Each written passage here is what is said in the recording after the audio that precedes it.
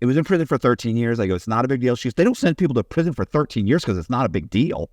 And I mean, she's like really loud. And I'm like, I went to Match.com. I went to Tinder. Like I get kicked off with 3 different dating apps. They go to a baseball game. He gets drunk. They go back to her place. And the next morning, her car and her are missing, but her phone, purse, wallet, everything's at her house.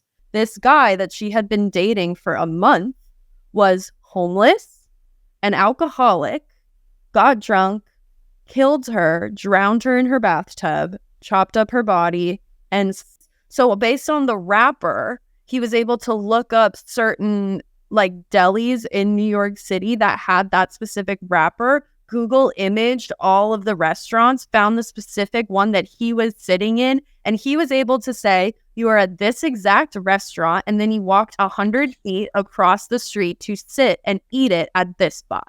I think people in general, if they're sharp, they can fool you. Yeah. And honestly, I'm such a huge believer in intuition. Yeah. Something doesn't feel right. It's not right. Like something's wrong.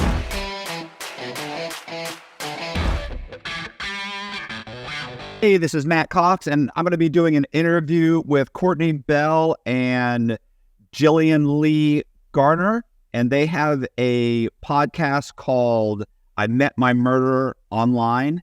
Check out the interview.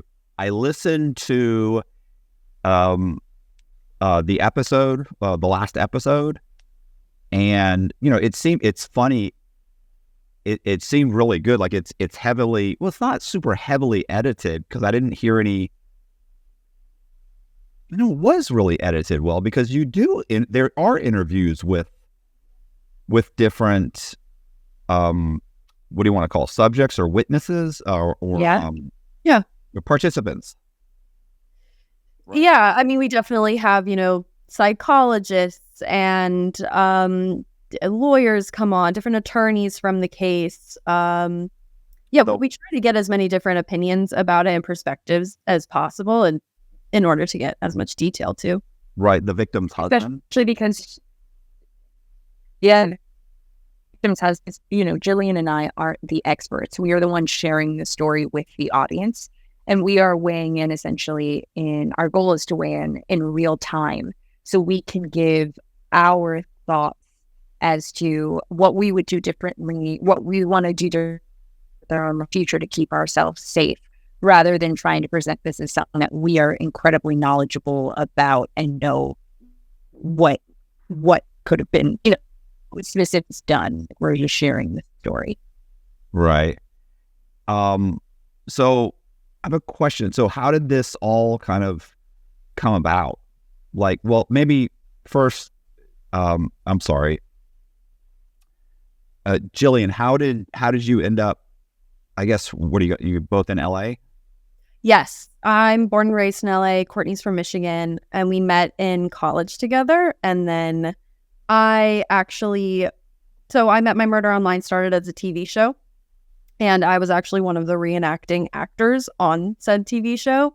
And about a year after I filmed my episode, which was actually Meredith's episode, I was the reenacting actor for playing Meredith. And so about a year after I filmed that, I was reached out to because they wanted to take the podcast in a different direction.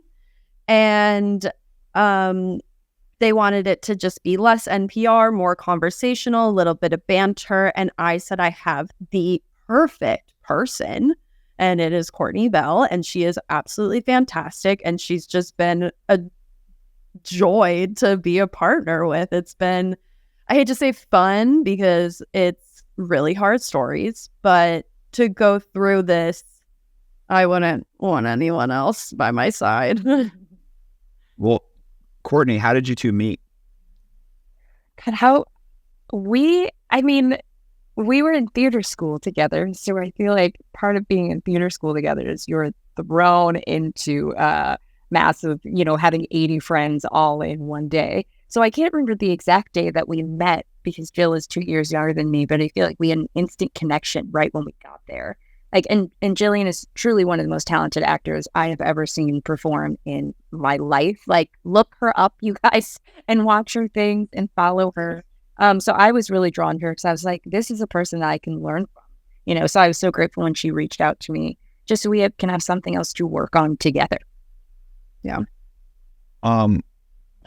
So why I understand. So you were kind of, you know, thrust into this, or it was, but Well, we were asked to audition, basically. right. Mhm. Okay, but I mean, it kind of came about, right? Like it wasn't like you said, "Hey, I've got a great idea for a podcast."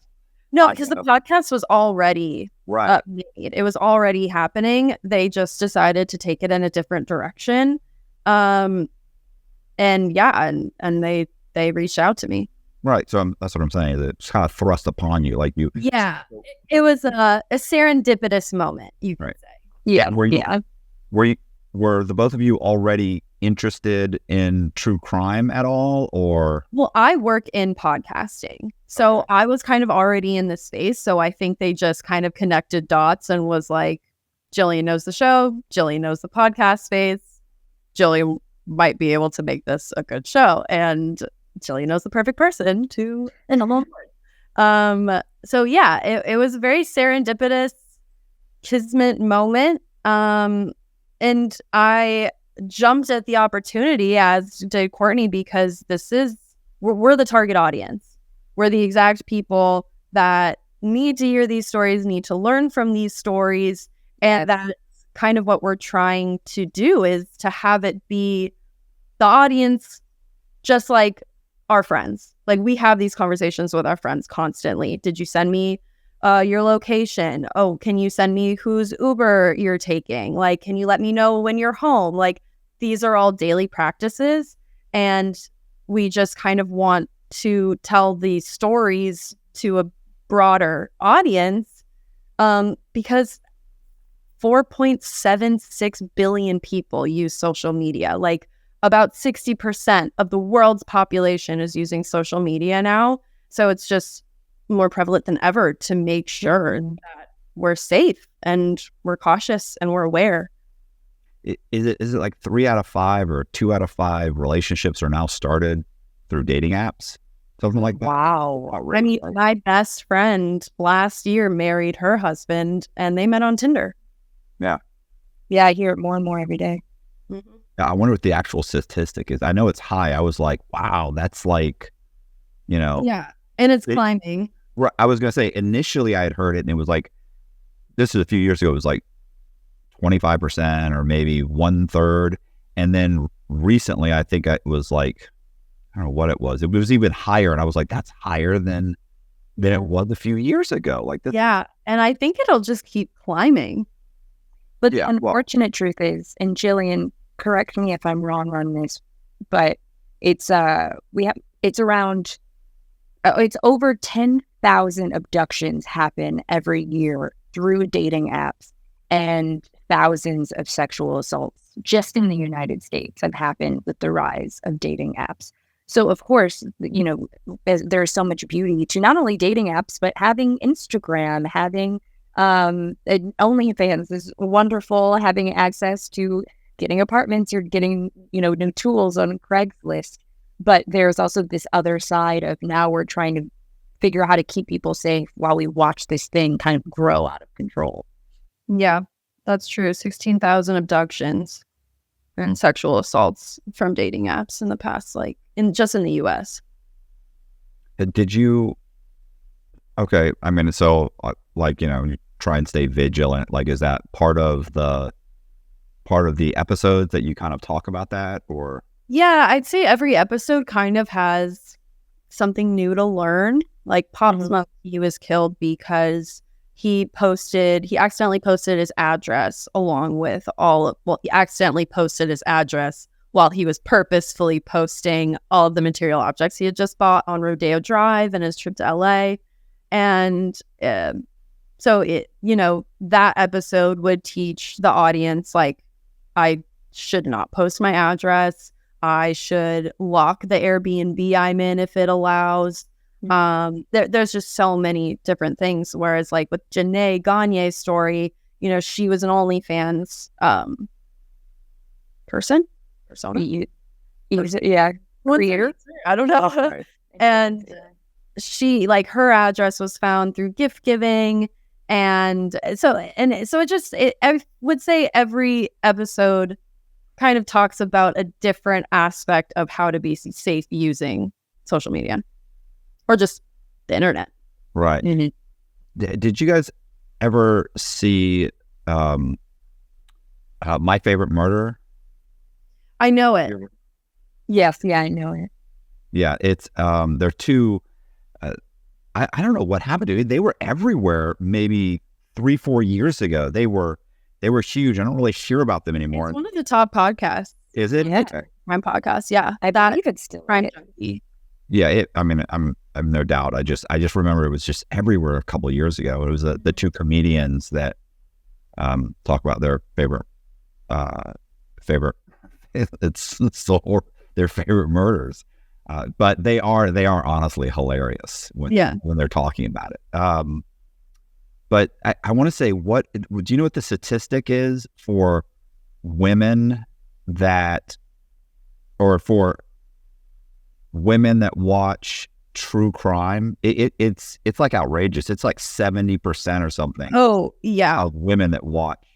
Yeah, I think like 35 to 55 female is like the main target audience. Wow, it's insane. Yeah. It's insane. I was thinking. Oh, sorry, you go. No, go ahead.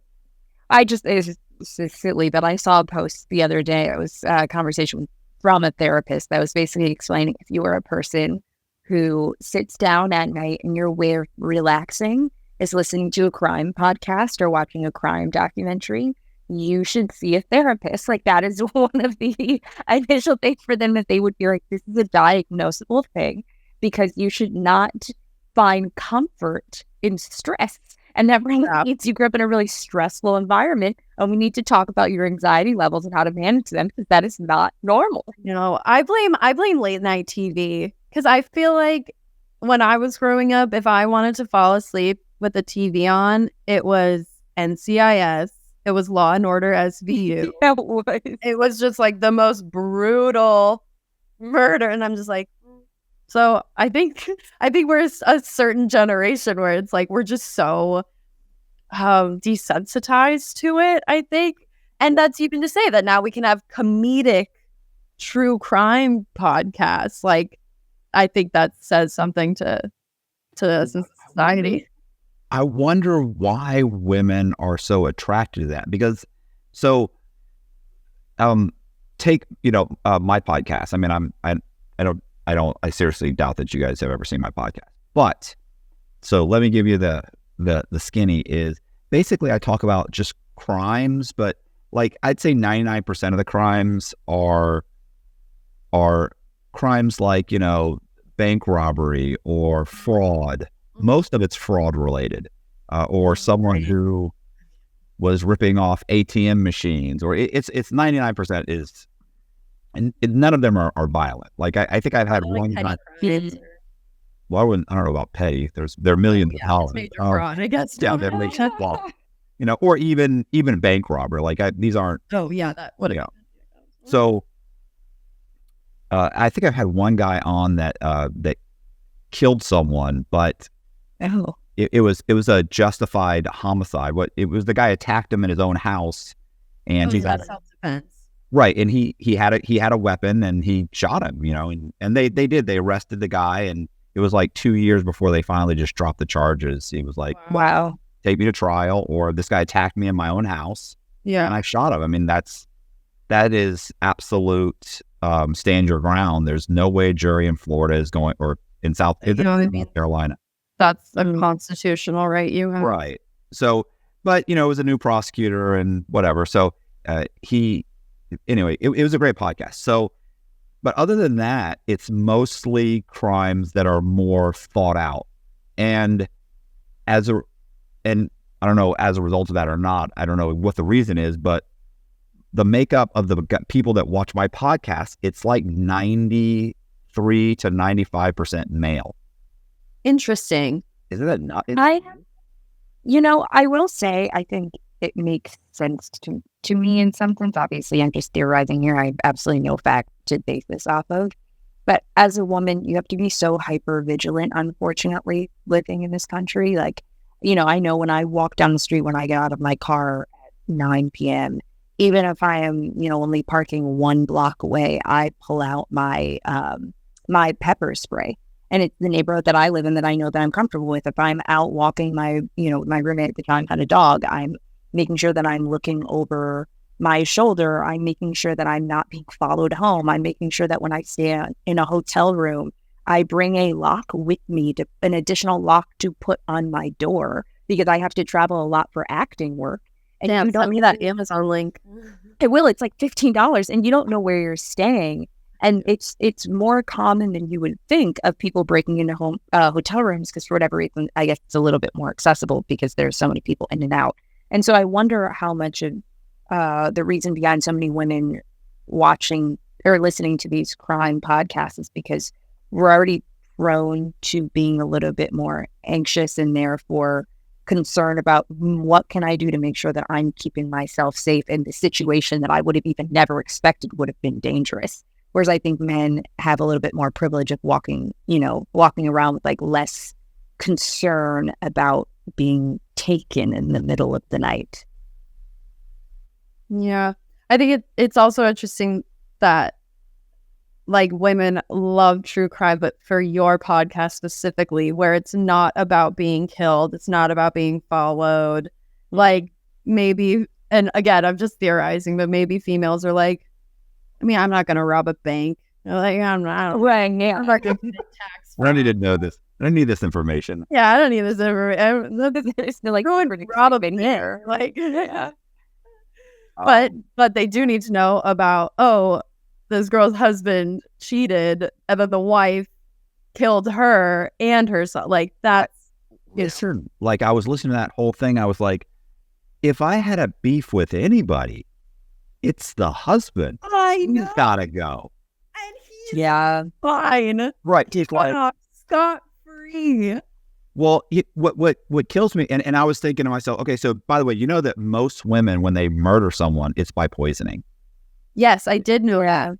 She got a gun. So it's not like, first of all, you could have poisoned him. Secondly, you didn't even do that. You went with a weapon. You could have shot him. Like this guy, like it wasn't like, well, look, no, she had the opportunity. No, she created the opportunity. She always had the opportunity to harm him. But she loved him. So he needs to stay alive because I love him. He needs to stay alive. It's hard because I've listened to all of Jennair's video diaries. She left so like tens and tens of video diaries that her husband found. And I listened to them. And they are so heartbreaking because it's hard to hear a murderer kind of justify herself or try to justify herself. But there's also the added layer of this woman was in a 25-year marriage and she thought she was deeply in love. Like she was like, this is the love of my life. Huh? Yeah. I'm sure she was deeply in love. Exactly. And so I think for her, it was easier for her to think about, I am going to take away everything that could make him happy rather than I'm going to take away his life. Because I think she loved him too much to kill him, but wanted to hurt him in a way that would last forever. And I hate to say it, but I feel like this is a pretty common thing in society, no matter what gender you are. Like I've seen guys watch their girlfriends talking to another guy, and the guy immediately is like, hey, what are you doing? Like, back away from my girl. And she's like, I was actually just going to like I was going to the bar to grab a drink, and this guy started talking to me. But I think it is a lot easier to blame the person who you feel is a threat to you than the person that you love. Yeah, that's true. Yeah, that's funny. I never really think of the other person. I like if my girlfriend was flirting with or seeing someone else, I'm never really up. That guy's he has no obligation to me. I know. And honestly, I definitely agree with that. This is a big problem that I have with, I'd say, my female friends in general. even myself, when I was cheated on at 18, like I was a kid, but it was like you hated the girl, you hated the other person because it was like, how dare you do that? When in reality, like I should just hate him, which I learned later. But that is, it's an interesting first instinct that a lot of females I've noticed have of. I would want to push back on that just a little bit because I do find that it's common for men too. I think maybe it's just handled a little bit differently. If I don't, like maybe the first instinct is like fight, you know, like. But I was just speaking for myself. No, most. Of course. I notice most guys do exactly that. They think, oh man, that guy or that guy. I'm like, that guy's got. This was a pretty girl in the bar he talked to. Like, what does this guy care about your relationship? He doesn't even know you. Yeah, like that girl, like she didn't care about me, and like I shouldn't expect her to care about me. I should be pissed at my boyfriend or my husband. Like, but I get that of like, but I love him so much. I don't want. I'm gonna project that hate onto someone else. So that's the chicken. Absolutely been there. I would rather be bad at like the 7 girls that my boyfriend cheated on me with than my boyfriend who cheated on me. It doesn't make any sense on the outside, but when you're in it, I think it's so hard. When you're in it, because it's embarrassing. It's embarrassing to be like the person I love that loves me. Like you don't want to be like, oh, I'm done. Like he lied to me. I didn't see that. Like that's harder to deal with than, well, fuck that bitch. Like, you know what I mean? It's the woman in the trailer park talking to the police officer, and he says, you got to file charges. He's beating you up. And she's like, but I love him. But he is beating you up. He's going to kill you. I know. Yeah. People are. Love is the most complicated part of being human. I agree. It's stressful. Let's cut it out. Let's just stop. We should just marry our friends. No, I think that would be too hard to. I'm going to marry him. Then I'm going to stay home with her. Just cut out romanticism. Yeah, like we're partners financially, and that's it. So I don't know. So where are you coming up with these stories? So we're lucky where we have a team, and it was a TV show before. But the thing about this podcast is that it's all online, right? So all of the crimes have to be from like the past 10 years, basically. And whereas other true crime podcasts, you know, they can go to the 70s or the late 80s and like just find, they have just so much, just a treasure trove of crimes. Whereas with us, it kind of has to be a little more delicate because they're very recent. And so we're kind of always have our eyes and ears out. Which, Jillian, you just explained that so much better than I did right when we started the podcast. Like, cut that out because that was terrible. Not what you said, what I said, but exactly. We are provided the stories of these people's tragic murders. But at least for me, I was not a person who consistently listened to crime podcasts. I'd be more likely to listen to a survival podcast if somebody was like trapped in the wilderness for 3 weeks or survived being stabbed. Like I need something hopeful. And so our podcast, we really try to differentiate ourselves of having a slightly more NPR-esque approach with having, you know, as we discussed before, people from the actual crime speaking or having other people with different expertise coming in while still having the conversational element of, you know, telling a story rather than coming in of like, this is something that happened 60 years ago and this is really fascinating to us. Like, no, we really want to make sure we're coming from a place of what can we do to help keep our listeners safe. Okay.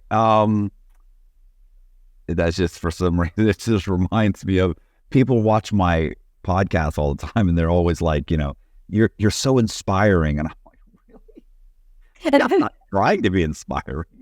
No, you're picking up on. You're like, I'm a dude in a soundproof room. What? It's not. I'm just talking. So brave. Yeah. Well, but it's funny because if you just listen to any story, you know, you're gonna like anybody who's listening to those.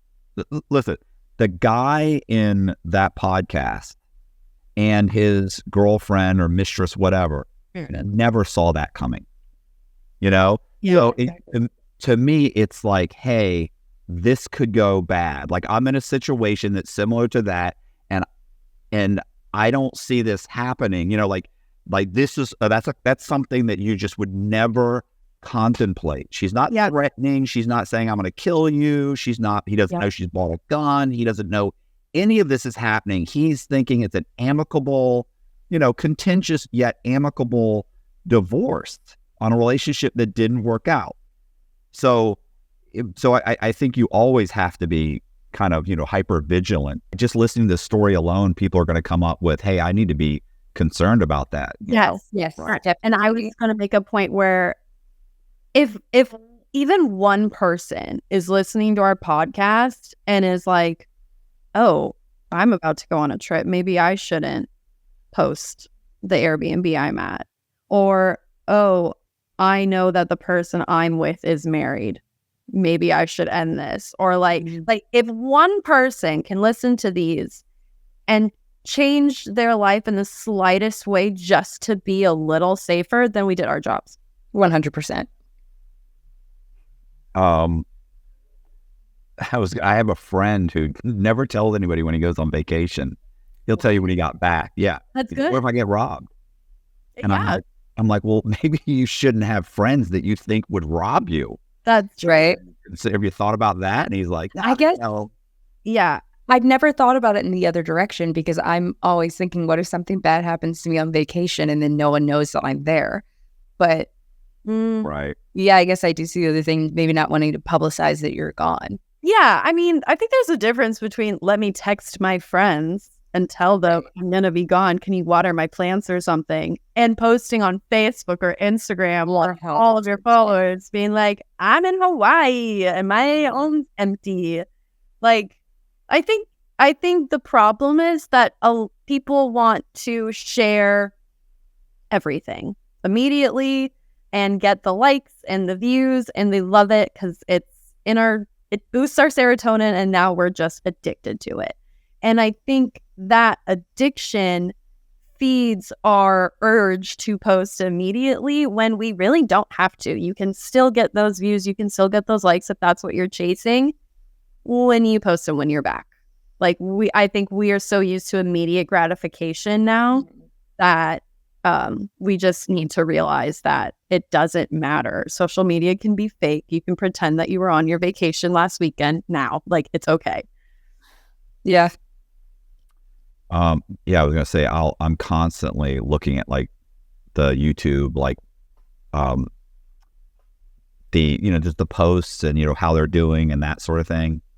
And last night I was actually laying, and it does make you feel good. It's definitely. I mean, obviously that's everybody knows that, but knowing it and stopping yourself from doing it are two different things. Yeah. It's a conscious effort. And I do it. Not good. So instinctively, like I don't even realize I'm doing it. And last night I was laying in bed, and I remember my wife leaned over to me and looked at me, and she goes, "Put your phone down." And I just went, "Oh, wow!" Like, we've been doing that at my households. If we're watching something together, we'll be like, "Be present, be present." She said, "You're picking it up." She has nothing changed from 5 minutes ago. And I was like, "True, you're right." Unless they tell the people so much has. There's a lot of people on the planet. That's a lot. Like, then you want to know, who are they? Like, it's hard. I know it's hard. It's hard to not look at it first thing too when you first wake up. Yeah. Oh, yeah. Because it can ruin your whole day. You could wake up, see one text, and be like, "Oh my God, anxiety wave." Yeah, I would not know I've not memorized the terms about this in any way, but I know, like, whatever you wake up with your nervous system, whatever state that you're in within the first 5 minutes of waking up is how the rest of your day will go, because your body has to fight to regulate from that moment on. Yeah. And if you give yourself 5 minutes to just deep breathe in the morning, or just stretch in the morning, like something to regulate yourself before you dive into social media, is apparently really beneficial. Mhm. I'm not doing that. That's not what's happening. It's you gotta try. You You're like, be I'm surprised. before I'm stretching. I used to do it, but I would wake up with so many text messages. And I feel like as a person who, I feel like a lot of my friends go to me for emotional support because I love talking about feelings. So I do the same. I will wake up with like 7 text messages of people saying, please call me the moment you wake up. I had a really bad night. And I'm like, okay, I have to do this, this, this, and this, and this today, but I have to call this friend, and this friend, and they'll be mad at me if I don't make time for them, but I have to make time for all. I was like, nope, that's not work. And then it's like 5 o'clock and you haven't called them yet. And you're like, oh my God. And then they're mad at you and they're at dinner. I'm like, my phone, no one sees me. My phone, you will not hear from me until 9:30 a.m. And unless you're paying me, I don't feel bad. Yeah. Yeah. But women are vastly different than guys. I mean, guys are, bro, if somebody said I'm feeling vulnerable or something to me, I'd be like, rub some dirt in it, bro. What are you doing? I literally saw a commercial yesterday. It was for a car company. I can't remember what car, but it was like 4 guys in the car. One's getting married and they're like his groomsmen. So they're on the way to his wedding. So they get in the car and like his best man's driving and he's in the passenger seat and they're like, oh, this will be so fun. Then he's like, do you have the ring? And his best friend's like, yeah, of course. He's like, okay, cool. And then he like goes on his phone. And then he like goes on his phone for a second, then puts it down. And then all the guys in the car get a text. And it's a group chat saying, I love you guys. And then they're like, oh, buddy. And they go and like pat his shoulders up. And I'm like, wait, you couldn't say that out loud. You have to text them in the same. That's so sad. That's so also sad. be surprised how many of my guy friends are the ones texting me in the morning. And it's because they don't want anybody else to know. It's like, because you're so right. They would never go to their other guy friends about it. No. It's sad. I was like, that's the saddest commercial I've ever seen, ever. I don't even know what to say about that. I was gonna say I did a speaking engagement recently, and I was in the airport, and I have a friend named his name's Isaac, but everybody calls him Zach. Anyway, he was texting me, and I texted him, and he was like, "How was it, bro? Like, if you need to call me and decompress or whatever." And I text him back. I go, "Decompress? What are you talking about?" That's a good friend. That's a really good friend. Wow, he's not going to feel comfortable doing that again. So funny. Oh God, he kills me. You need to be more vulnerable with your friend. I do. Listen, the problem is my wife is not a touchy-feely person at all. She's very much like, if I were to say, I don't know, I'm just feeling depressed. Like if I woke up and she's like, you all right? And I was like, I just feel depressed. Like probably every couple of months I get into a little bit of a slump. I just feel depressed this morning. And she will say, well, rub some dirt in it. You got to do this today and that today. She's like, you could be depressed later. Oh, okay. Just kidding. Me and your wife are not the same.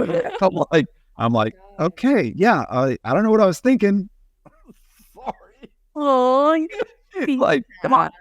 You can have. I love to have sad days. Listen, my wife works as a marine mechanic, so she works on boat engines all day. Oh my gosh. She grew up with like, well, no, she does have a sister. Well, it's a very male-dominated field. Yeah. Everything about her whole existence is male-dominated. How does she feel about this missing submarine? I haven't even asked her. It's funny. I talked to I had a buddy that runs a podcast who was like, bro, have you heard about this? He's like, how horrible is that situation? I think they have like 20 hours left of oxygen. I don't know where they are, and they're here. Yeah, and like now the only thing that they can do is like hear for them. So just hoping that they're like banging on it. What? Yeah, we have to find them like whales find each other. Yeah. I'm not. So I don't need any adventure in my life. They paid $250,000 each, and there's a father and a son. That's one family, $500,000 dying in the ocean and the worst case scenario is that they're trapped in the Titanic. They made it all the way down. Well, it's a bottom of the ocean. Oh my God. Contact an hour and a half into an 8-hour voyage. So they could have made it down there. We have no idea. We don't know. I mean, we don't know. But the worst case scenario is they went down there. They were like, oh, well, let's just look anyway. And then got trapped. And now they're dying where thousands of people died. See, this is the kind of thing where I'm not starting off my day opening my phone because that gives me so much anxiety. I'm like, I need to breathe before that pops up, that Google notification pops up. I can't handle it. Yeah.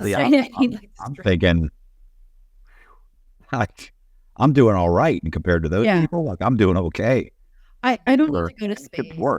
I don't need to go to the ocean. No. I don't need to climb Mount Everest and see all the dead bodies that I pass. Like, I just don't need to do those.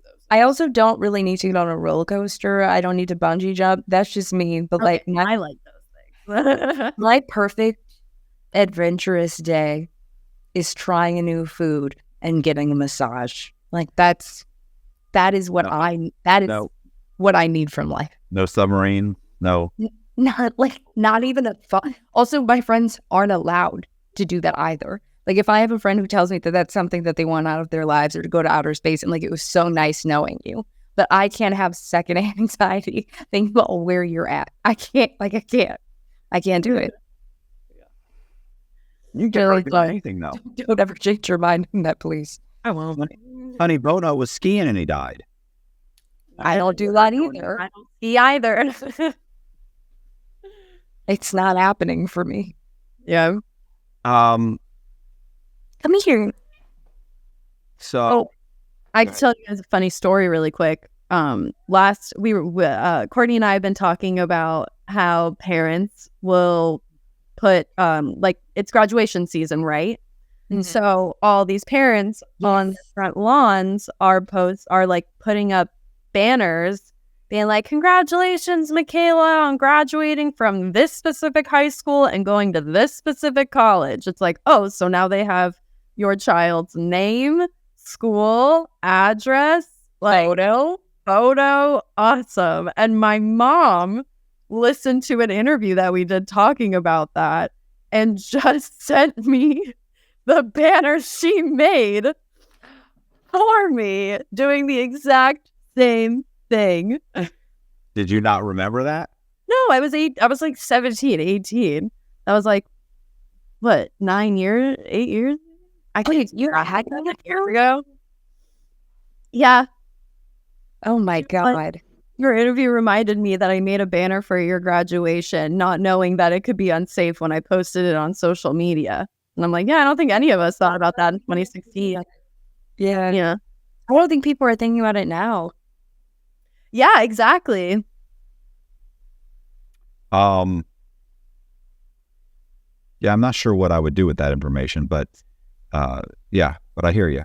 Yeah. I guess if you were some kind of weirdo. You're a good person if you're not thinking too deeply about what you would do with that information. Yeah, I mean, you're not, I don't know about that, but I hear you. I'd hope you wouldn't. So, hey, so I have a question. You guys, you don't know, you haven't watched my podcast or anything, right? Not yet. No. Okay. So do you know why I do a podcast on true crime? You were involved in a past life. And oh, yes. Years ago. I just got out of prison about 4 years ago. Damn.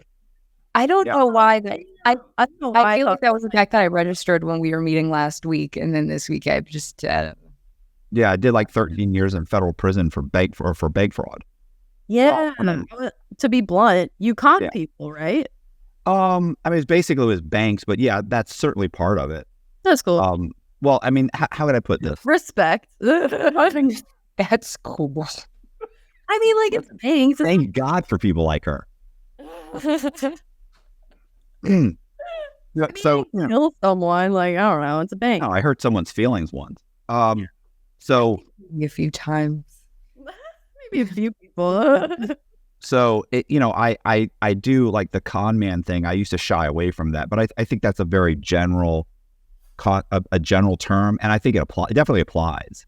Sure. So because there's certainly an amount of like conning in it. You have to go up somebody, you have to give them a fake name, you have to convince them that you work somewhere you don't work, and that this is what you intend to do with the money, and have them show you the house or rent the house or do whatever it is. So you're certainly interacting with people, but ultimately the goal is to borrow money from a bank. To get a bank to lend you $300,000 or whatever it may be. Right. And but that typically I always think of, that's more to me like a fraudster, someone who presents them with fraudulent documents. But so it initially starts with like a con, but ultimately to get the bank to lend the money, you have to provide them with false documents. But all of it has to make sense. So, but when my booking agent mentioned this to me and was talking about the online dating, so it reminded me that when I got out of prison and before I started dating my wife, there was a period of time, maybe 6 or 8 months, where I was dating different women. Well, I actually wasn't dating them because I went online. I went to Match.com, I went to Tinder, and I went to, what was the other one that kicked me off?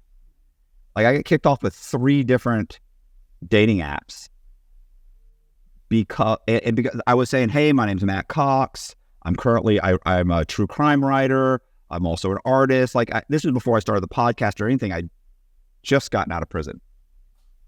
And so I went online and I was very honest with everybody. Yeah. And at one point, so I had a few different dates. Initially, when I was very honest, I was getting you go back and forth a little bit over the course of a day or two. And then it's like, hey, I was like, hey, by the way, you get to the point where it's like, hey, you want to meet the person. Like, yeah. Look, this is great, but we should probably meet for Starbucks or something because, having a little, text message relationship is really not what I'm interested in. I'd like to meet you. And then they're like, yeah. And I'm like, look, but before we meet, I should probably tell you that I recently got out of prison. And I would just, very briefly give them a very brief synopsis, and I'm more than happy to go into any of it with you. And they would go, wow, listen, I actually had this happen one time. One of the women said, listen, that honesty is going to go a long way with me. And I really appreciate you saying that up front. And I was like, oh, yeah, never heard from her again. Like, that was the last text. And I remember thinking, wow, like she didn't have to respond at all. She could have just, right, blocked me. But she actually went and wrote this nice text message and completely ghosted me. So that happened multiple times. So then I decided a girlfriend of mine at the time was like, listen, stop being honest with these women. You need to meet them first and then tell them, meet them, go on a couple dates with them. And I was like, that's never going to work because they know my name. She's like, no, they only know your name is, Matthew. I was like, it doesn't matter. At dinner, they're going to ask my name. I'm going to tell them my name. They're going to Google me. If they like me at all, they're going to Google me. Well, they're going to Google you to find out your zodiac sign. So, yeah. Well, regardless, coming up. They're just going to be like, wait, this is not just like zodiac sign. But maybe you're still a perfect match and it's worth sticking around. Well, listen, You're married now. I am, but I met my wife. Did you tell her when you first met her? She figured it out because we met in the halfway house. Oh. Right. Okay. She had just done 5 years in federal prison. Okay, cool. So, but there was, like I said, there was that 6 months. She'd gotten out of the halfway house before me. Mm-hmm. And although we kept in contact because we flirted in the halfway house. Cute. But she got out very quickly. And there's a huge age difference. There's like 18 years difference between the two of us. So she's way younger than me. And so I didn't, think that much about it. Like I did think about it, but she also had made several cracks and I thought, this is never going to happen. This is probably not going to happen. So anyway, that one girl that I went on a date with her, and maybe 10 minutes into the date, so I met a girl, we ended up going on a date. I didn't tell her. 10 minutes into the date, things seemed pretty good. And I said, hey, listen, I said, I feel weird not saying this, but I've had a couple bad experiences. So I want to go ahead and mention this real quick. I said, not a big deal.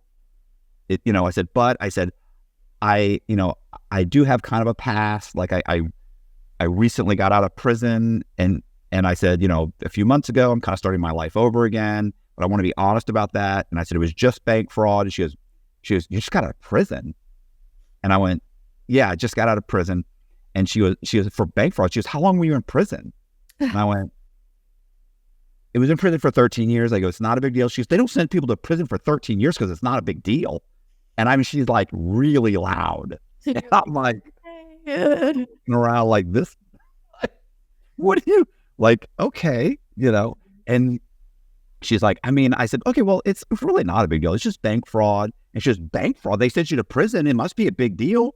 And I was like, well, I'm not saying it's not a big deal. But I'm saying it's not like I was driving around with someone's body in the trunk of my car. And she's like, listen, she got so loud after about 2 minutes of this. I said, you know what? I said, we're done here. And I said, I'm obviously, I said, well, I'm not bouncing back from this. And I said, and you're really not handling this well. Yeah. Said, so you did 13 years in prison. You don't need someone to right more on it. Like that's not. Yeah. I had, so like I said, I had a couple of bad experiences, and then I really had nothing but bad experiences. Anyway, at the same time, I ended up doing a podcast, and, like things drastically changed. They started going the other way. And I ended up going on a date with my wife now, and we started dating, and that worked out, and everything was great, but the dating thing was horrible. The online dating thing was horrible. Yeah. I'm interested to hear your perspective, because you didn't grow up with dating apps. You experienced it before and you experienced after. And like you're a man. So most of like what I hear from dating apps is like from my female friends. I'm curious to hear what you thought. Oh yeah, it was, it's rough because these, that like men swipe that, like they're men are, it's all right. Interested. And women are like, no. Yeah. And it's like, wow, like this is rough. But yeah, it was just very, I think that women, there's really a high bar that I just I don't know who's meeting that bar. And the idea that, the whole felon thing, like I have so many, there were so many strikes against me. Like I got to a point at one point, I remember I was talking to my friend Stacy, and I said, honestly, I am seriously considering making a fake Instagram page, a fake Facebook page, and using a completely different name, all new pictures, and that's what she said. She said, no, don't do it. I said, look, it's that bad. Yeah, that's yeah. And she was like, yeah, but ultimately, if that girl likes you, she goes, and then a month down the line, you tell her that, she goes, she's going to be so hurt. I'm like, it doesn't matter. I'm never going to get there to begin with. Yeah. That's the thing of like the right person won't care, or the right person will know how to handle it. Mm-hmm. Yeah. I've not had luck on dating apps at all. Yeah. So. I want to check in because Jillian, you had a meeting at 1. I don't know if you saw my text. Do you still? My phone, my call got canceled. Okay. Yeah. Was it like a online dating thing? They canceled? So it's my client. My client canceled. But yeah, the scary thing is that recent statistics showed that 10% of sex offenders use dating sites. So that's something, because it's not like you're on Hinge and it says drinking, yes, smoking, no, conviction. Ellen, and like, it's just they don't specify. Sex offenders too, you can look. It's very easy to look them up, assuming they're using the right name. Well, yeah, and also these are like only the sex offenders that have admitted to using dating sites, so that statistic is probably a lot higher. Not a lot higher, but significantly. So yeah, and one of our newer podcast episodes, it speaks about a woman who was divorced. She was 40 years old, had 3 kids, and she joined a dating app. She joined OkCupid and started dating this guy and dated him for a month. Like they were actively seeing each other. They go to a baseball game. He gets drunk. They go back to her place. And the next morning, her car and her are missing, but her phone, purse, wallet, everything's at her house. So her mom comes, her ex-husband comes because he's dropping off the daughters. And they're like, we can't find her. They text this guy that she's dating. He doesn't answer. Come to find out, long story short, this guy that she had been dating for a month was homeless, an alcoholic, got drunk, killed her, drowned her in her bathtub, chopped up her body, and like put all of the parts in separate recycling bins all around Seattle. Yeah, this is our episode that's coming up on Monday, and he claims that he doesn't remember doing any of these things. Yeah, and they were dating for a month. And Kourtney and I are like, how do you not know he's homeless? Like, how would you find that? There's just... Yeah, I feel like I don't, I think it's actually... We don't want to victim blame her at all. Like, she trusted what... It's oddly understandable, because you would think that I feel like it's maybe a little bit easier in our age group. Like, I find that if I'm going to date somebody, I know I have at least one mutual friend. But I feel like it's a little bit different if you're not in the young millennial Gen Z experience. It's like, if exactly as you were saying earlier, if you put on a fake name and you don't give your entire backstory, and you put up fake images, like, you really don't know who you're talking to. I have a question about your time in prison. Did you notice that a lot more people that were coming in had crimes related to the internet? What do you mean the internet? You mean like sex? Broadest sense, like, oh, I found this girl on Craigslist, or oh, I stole from something I saw on Facebook Marketplace. Like, did you notice anything where it was like, oh, that's a different way of going about that crime that's kind of new because of the internet? Well, I pretty general question.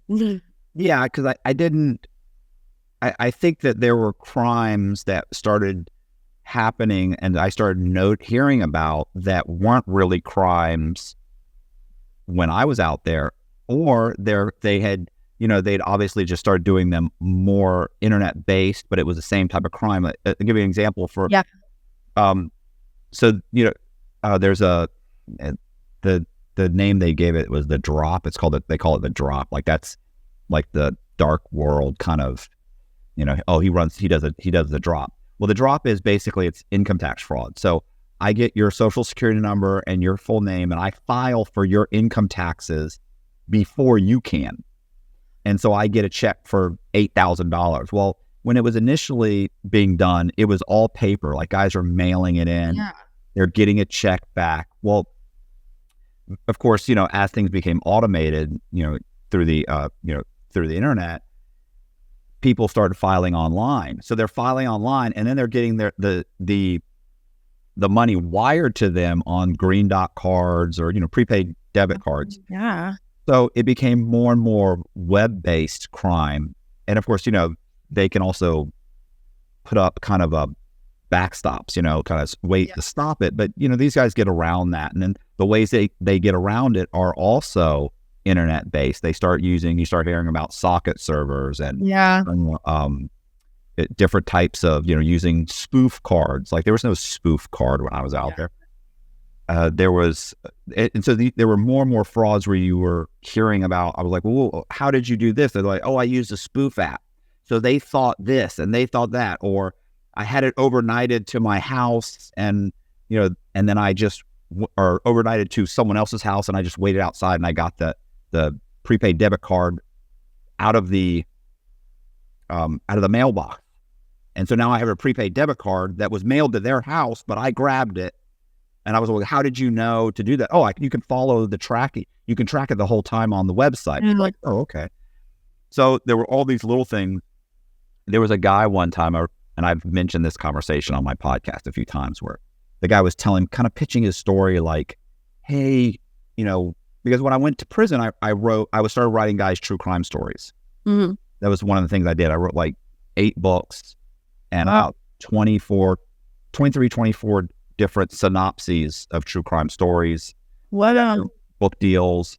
I was doing all this from prison too. That's crazy. Right. So that's why when I got out towards my last few years, guys are telling me, you need to do a podcast. And I was like, a what? Oh yeah, because you were in prison for 14 years. You were like, what's a podcast? I mean, YouTube had just come out a year before. I'd never been on it. The word podcast wasn't even invented until like 2010 or 11. Wow. So you just heard the word Instagram and you were like, guess I'll figure that out later. Exactly. Like you talk to guys are coming to me saying, you need to start a podcast when you get out and tell true crime stories. You're a great storyteller. And I was like, okay, what's a podcast? They were like, oh, well, it's kind of like a radio show. And I was like, oh, it's live. And they're like, no, it's kind of like this. And they start explaining it. Makes no sense to me. I was like, but like you said, I'll figure it out. Yeah. So I remember, guys were constantly coming and pitching stories to me because I'd gotten some guys in Rolling Stone magazine and optioned their film rights. Wow. And so now guys are thinking, hey, everybody thinks they have a story, right? Like, I've got a great story. You got to help me out, write my story. I was like, what's your story? Yeah. So I had a guy one time tell me about his story was, I think he got like $500,000 or $1 million by defrauding Apple. So what he did was he would have people open up a corporation. If you had a corporation, you could go into the Apple store and they would give you like 10 phones on your corporate account. Wow. So he'd get the 10 phones. He would then pull the SIM cards out, and then he'd send them overseas for like he'd get $500 a piece. Yeah. And so these people, he would pay those people like $100. They'd make like $1,000 or $2,000 for their, sometimes they'd open up a couple different corporations, and he'd send them off. And I think he did it to the tune of like close to $1 million, $500,000 to $1 million.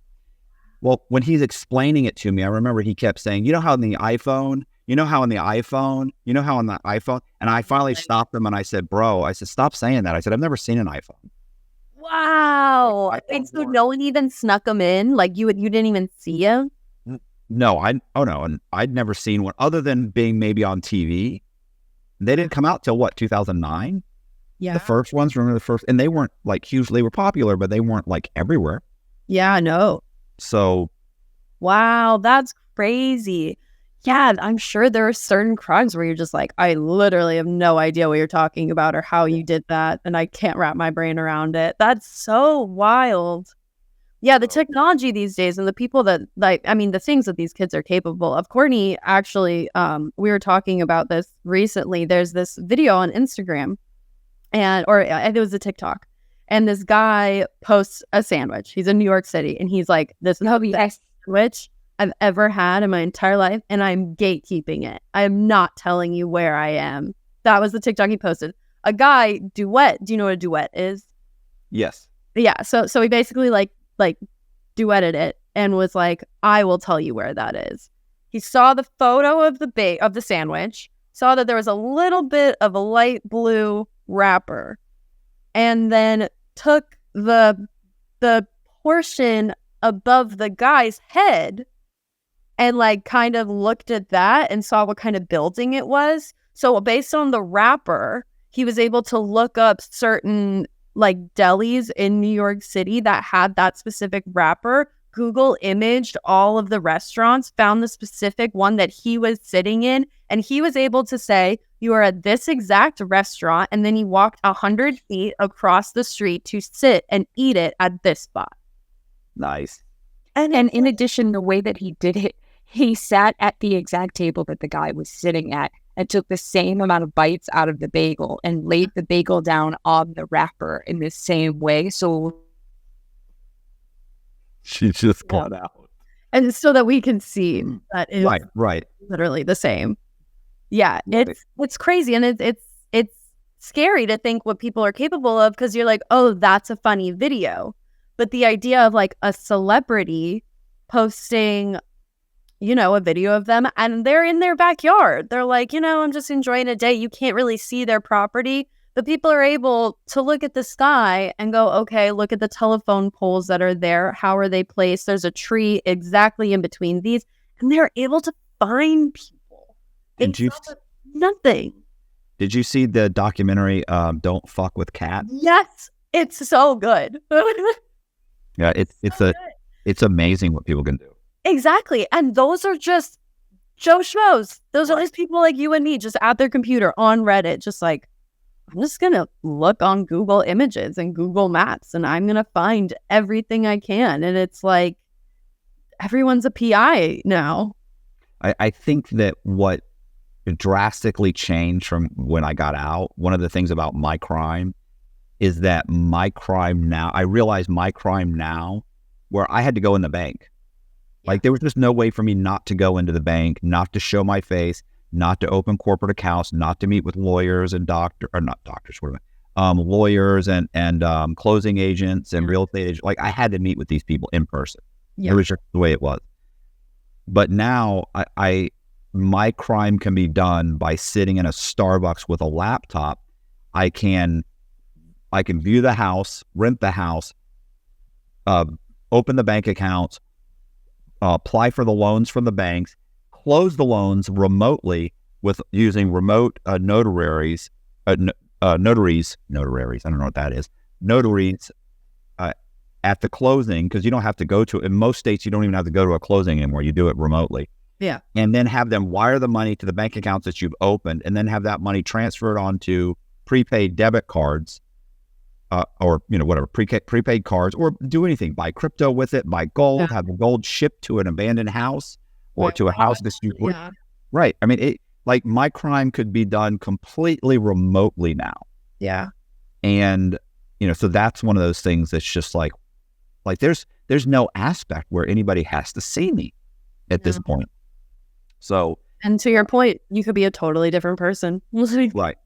Well, yeah. I mean, as far as like identities are concerned, it didn't matter anyway, because I had fake identities. I had fake passports. When I say fake, I mean, like they weren't fake. I walked in the DMV and they gave me a driver's license, or they gave, where I got the State Department issued. Yeah. The U.S. State Department issued me almost 25 or 24. I've had 24 passports in different people's names. I've had 27 driver's licenses in different people's names. Wow. Yeah. But you don't even need to do that. Can you guys hear me? Yeah. Yeah. Listen, I got so many tickets as a guy. I went to driving school as him. One time I stole someone's identity, and then I changed legally had his name changed. Why? I just want to see the process. I had nothing to do. I didn't need it done. I didn't need to do it. But, you know, you never know. I just, you know, I'm bored. Screw this whole guy's life. Fine. That guy's fine. They're like, your name is not James. It is George. And he's like, no, I need your last name. I think he changed his last name from Eckert to Johnson. And it was just to go through the process. I just wanted to see what the process, because I figured at some point, I was kind of trying to figure out how to create an identity that didn't connect to anybody. Right. You know, so it's like part of that process is maybe one of the maybe it's getting somebody's identity, it's not using it, and then altering their name, and then maybe getting a new social security number issued to them. Like that would ultimately a different name, different social security number. How would you get a different social security number? Because even if you change your name, wouldn't it still track? It would still track, but keep in mind, my fear was that this person might die. So if I were to, let's say I started surveying homeless people to get their information, because they're not going to come across the fact that they're not important. Right. There's a paper trail.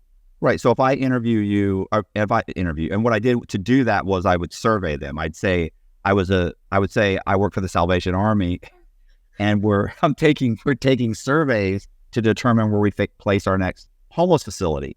And it pays $20 cash right now. And they'd be like, yeah, what do you need, bro? And I'd go, here's $20. And then they'd answer the questions. Then I'd go online and I'd order their birth certificate, social security card, driving record, where they went to their high school transcripts, and I'd register to vote in their name.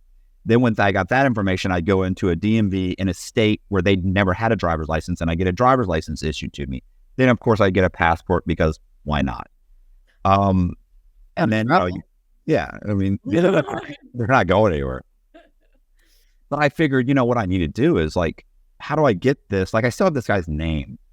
If I can change his name, and then my plan was, I didn't get this far because I ended up getting arrested.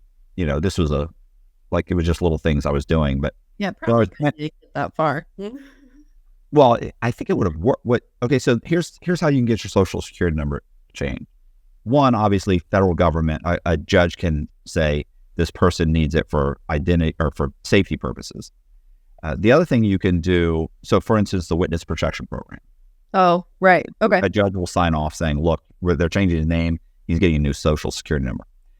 Or if you go to law enforcement, and if you were to say, hey, I have identity theft, and you show law enforcement where you've had your identity stolen, you have a police report. Let's say 6 months later, you say, hey, I cleaned my identity up, but they stole it again.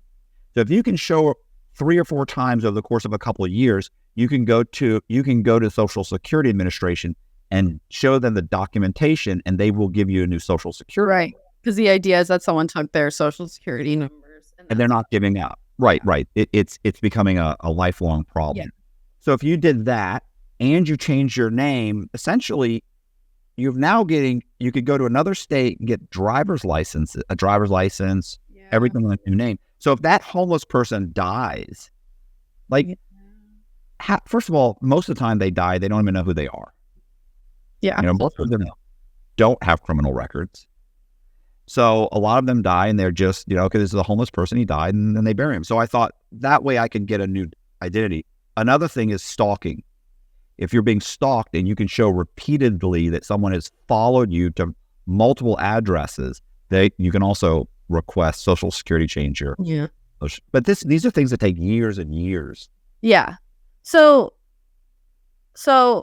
getting a fake ID, fake passport, fake documents, what did that all cost you? Wait, what do you mean? Like, I'm assuming you paid 13 years. Like, I'm assuming you paid someone each time you had to steal an identity, or did you do it all yourself? No, I'm a hands-on guy. I would got my fake ID from someone, but you just No. What I did was DMV. I went to the DMV. It cost me $25. It cost me $20 to get his information, because keep in mind, I want to trick the person into giving it to me. I don't want him to know he gave it to me. Right. He's not thinking, hey, this guy's using my identity. No. Right. He's thinking, I did a survey, I got $20, and 2 years later, he doesn't remember doing that. Wow. So once I get his information, I get an ID or a driver's license. Once I have the driver's license, I then apply for a passport, and the U.S. State Department issues me a passport. And I've traveled on these passports. Like, I've been to, while I was on the run, while I was number 1 on the Secret Service's most wanted list, I went to Mexico, Jamaica, Greece, Italy, Croatia. I mean, I went, and this is, so I'm walking through passport control, giving them a passport, and they're like, hi, Mr. Eckert, how are you doing? I'm doing great. Yeah. How are you? And they're like, business or pleasure? I'm like, pleasure. You're on vacation. They're like, oh, all right, Damn. That's wild. So I guess, what would your advice be to someone who's trying to be safe on the internet? I don't know. It's such a bad experience. I felt like they were being too vigilant. The problem is that I think people in general, if they're sharp, they can fool you. Yeah. And honestly, I'm such a huge believer in intuition. Yeah. Something doesn't feel right.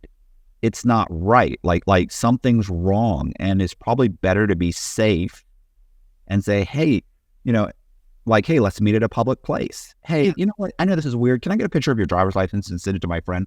Like, let's face it, that person, one, if they said, no, I'm not going to do that, I don't feel right about that. I got it. I totally get you.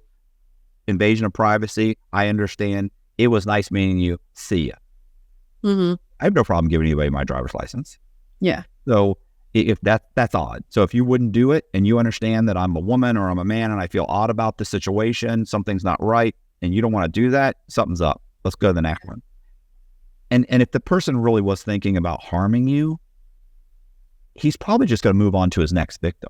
Yeah. Like, you're not going to stop that guy. All you're going to do is have him move to the next house. It's like putting an ADT, little sign in your front yard. Like, it's like, do I hit that guy who I know has an alarm or go to the next one? I'm just going to go to the next one.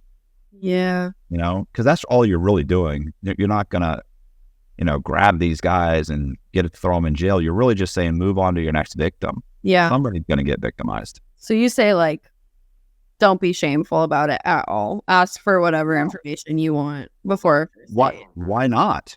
I don't see anybody being offended by that. Like, if they were, you probably dodged a bullet. If somebody was like, well, what's the big deal? Okay, something's up. Like, you've got an attitude. Like, you should be on your best behavior. Yeah. Yeah, absolutely. And I don't know. I feel like people in my generation kind of get it. Like, some guy was like, oh, can I order you a drink? Like, because I was running like 3 minutes late. And he was like, oh, can I get you a drink? And I was like, no. Right. And he was like, why? I was like, because I like to see the bartender pour it. Right. And he was like, oh, I didn't even think about that at all. And I'm like, I know, but I have to. I have to think about these things. Right. And now there's things that, if you go up to a bartender and you ask for an angel shot, they know to give you water. And if you ask for, I can't remember what it is. I should know it off the top of my head. But if it's like, oh, an angel shot like with ice or on the rocks or something, then they know to call. Danger. Yeah, they need to call the police. And I think that's such an amazing thing that all bars are doing now. But yeah, it's scary out there. What I looked for when I would talk to guys when I was in prison, because listen, I'm really interested in unique stories because I heard so many of them. It's like, if you're a poor black guy that was raised in the projects, and your mother's kind of, maybe she's, doing tricks on the side, and you don't know your father, or maybe he's in and out of jail and he's a drug addict, and that story is, tragic. And what's more tragic is probably that it's so common. Yeah. So stories like that, when I would hear them, I was like, I get it, but what makes it unique? Like, tell me something that makes your story unique. Because it's horrible, and I know there's a story there, but it's like mob stories. Like, I've heard them all. There's just thousands. I'm done with mob stories. Like, I've never written a mob story because I'm just not interested. Yeah. So many movies, and that story was like, okay, tell me something unique. So what makes it interesting? What makes it different than that guy over there, or that guy? And that's what I thought. So I always waited for that. Like, if the guy came and said, look, this is the story, you're like, okay. And he was like, and we were working with the head of the task force. We grew up with this guy. We were friends, and he was telling us what drug dealers to hit, and we were robbing them with him. I was like, you're telling me you were working with the police to rob drug dealers? And he's like, right. And he got busted and went to, right. Then you're like, now you've got a story. You didn't have it before. And that's how I felt when I listened to your episode. I was like, okay, there's an affair. Something bad's going to happen. This woman's going to kill her. I thought the wife's going to try and kill the husband, or is going to. But then you were talking to the husband, And I thought, well, somebody died. Like, I don't understand. Like, oh, the wife tried to kill him. Maybe he killed her. Like, as it was going, Yeah. I'm trying to figure it out. And, you know, when you got to that plot twist, I was like that, it just didn't see it. Yeah. And I love true crime because it really is the whole, you know, truth is stranger than fiction, because that was great. It came out of nowhere. You built up, you really liked the characters. You understood them. You felt for them. Yeah. Bam. Yeah.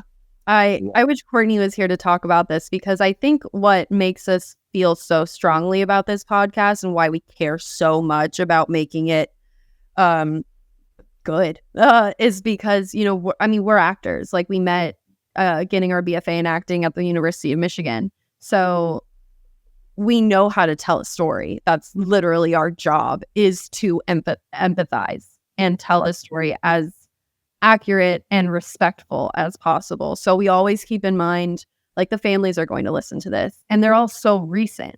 So these people's friends and families and loved ones are all very much around. They're all living their lives. So the thought of, you know, we just want to tell it as respectfully. We want to try and be respectful, right? Yeah, absolutely. And I think our team could recognize that we were able to be good storytellers based on our training and just how we come at any text.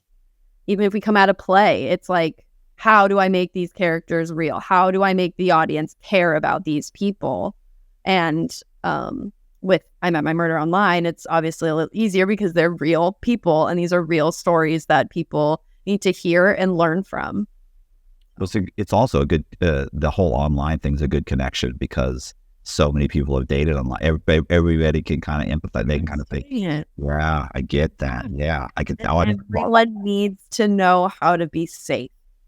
Like, and to the people who don't feel like they need to be safe, you need to know how to be respectful. You need to respect someone else's boundaries if they are trying to be, you know, as safe as possible. And you're like, well, I'm obviously not going to drug your drink. Like, calm down. Like, no, you should be respectful and understand what the dangers are. Yeah, I was going to say, I mean, the guy and the husband in that episode, he didn't think he was in danger. No. And he didn't think that his wife was capable of that. Right. And think about it. Like, even if it didn't happen to you, it's fine. Guess what? What's probably going to be your new wife is now died. Yeah. You know, and even if and she could have killed him, like, she was capable of it. Yeah. I didn't think so, but she was. So yeah, you just never know. Yeah. You don't know. Thanks. Yeah. You don't know it. I mean, love drives people to do crazy things. Yeah. We're a horrible species. Well, okay. Well, so listen, Jillian, I appreciate you coming on, and Kourtney, you were great too. Yes. Here. I know. I will tell you, we'll put the link in the description box. Mm-hmm. Right. So I don't know. Do you have if you guys have any other social media that you want to push? Yeah. You can send me the links, and okay. Yeah. My editor will put it in there. Great. Yeah. You can follow me at Jillian Lee Garner, and Kourtney is at Kourtney Bell. Hey, I appreciate you guys watching. Do me a favor, if you were interested in checking out the I Met My Murderer Online, which like I said, I watched one of them. It was really good, super interesting, super unique stories. Check the description box. We're going to have the link there. Also, if you like the video, do me a favor, hit the subscribe button, hit the bell so you get notified of videos just like this. Share the videos, because that really helps me, and leave me a comment in the comment section, and I'll try and respond to the comment. You want to get in touch with me and you want to be on the show, you have a true crime story, then send me an email. My email is also in the description box. Really appreciate you guys watching. See ya.